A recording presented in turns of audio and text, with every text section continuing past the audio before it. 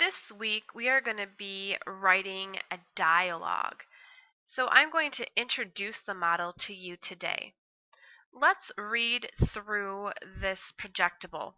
Our prompt is to write a dialogue in which two characters find something or look for something. Okay? So let's read paragraph 1 and look at the labels. Okay? Tyrone and Ling were walking home when they saw a puppy shuffling toward them. "Oh no," Ling whispered. "Here comes a dog. Let's run for it." "I think we should take him home," said Tyrone. "He has tags and he looks scared." "I'd be scared too, if I was lost." "Well, okay," said Ling, gulping. "You have to pick him up, though."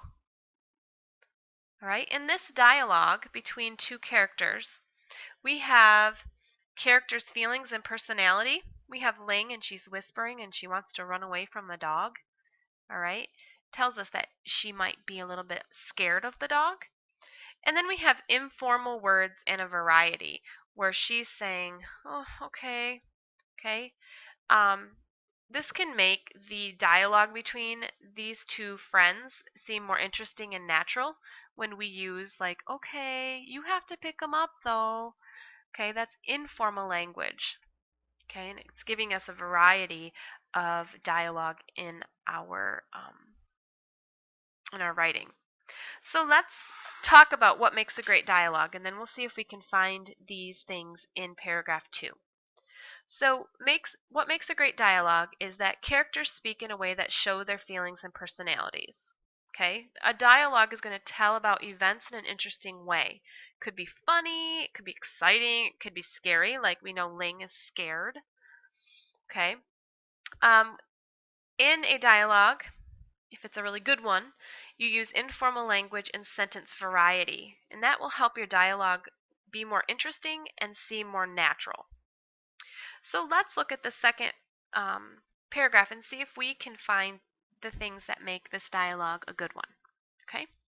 "Have you seen my hat?" Maria asked. "Nope," said Mom from the kitchen. "Did you check the front hall?" "Yeah, I've looked everywhere." Then Maria heard Mom laugh. "Maybe you should ask your dog.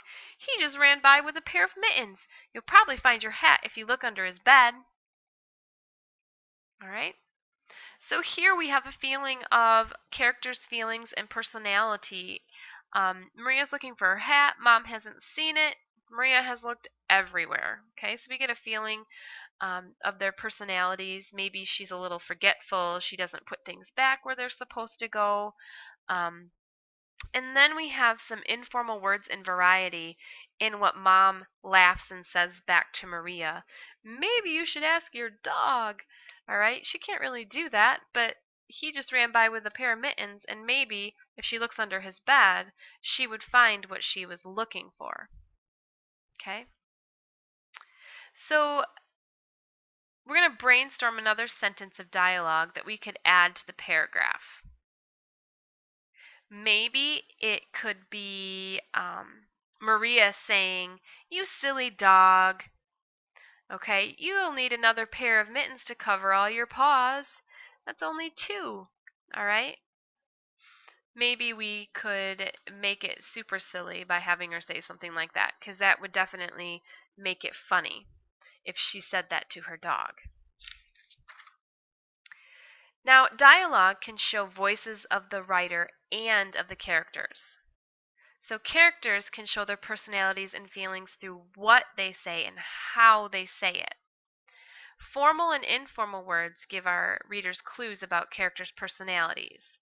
Contractions like don't and wheel and slang such as hey or yeah are some examples of informal words.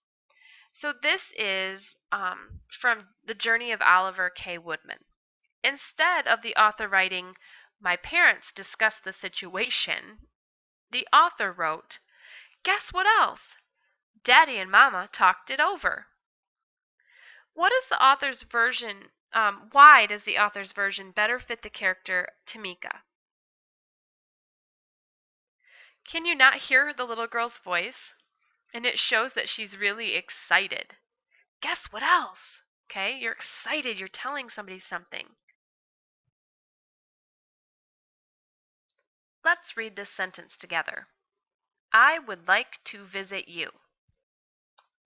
All right, let's think of ways we could rewrite this sentence of dialogue to show some feelings. Okay, something a little bit deeper than I would like to visit you. What could we add? Maybe I miss you and would love to come for a visit. Is that adding some dialogue and showing some feelings? Right. Much better.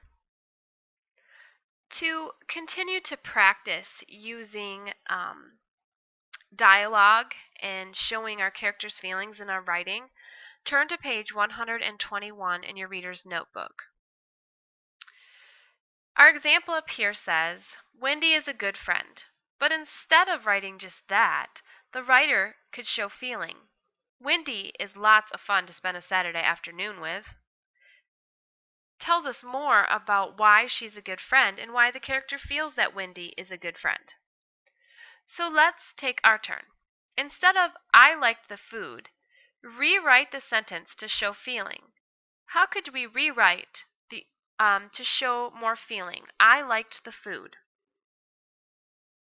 Maybe you really liked the lunch that someone made, or maybe you went to your favorite restaurant and you liked the a specific food, or you liked it because it's something that somebody used to make you. Okay, those are all ideas of things that you could do to rewrite the sentence. Next, you're going to read each event below from our story and look at the pictures on the pages in the event column. Then you're going to write a line of dialogue to show what Oliver might have felt. All right? So Oliver rides with three sisters. What dialogue with some feelings would he maybe have been feeling? He can't talk, so we're going to talk for him. And then when Oliver gets to Tamika's house, how might Oliver had felt? You're going to write some dialogue for that as well.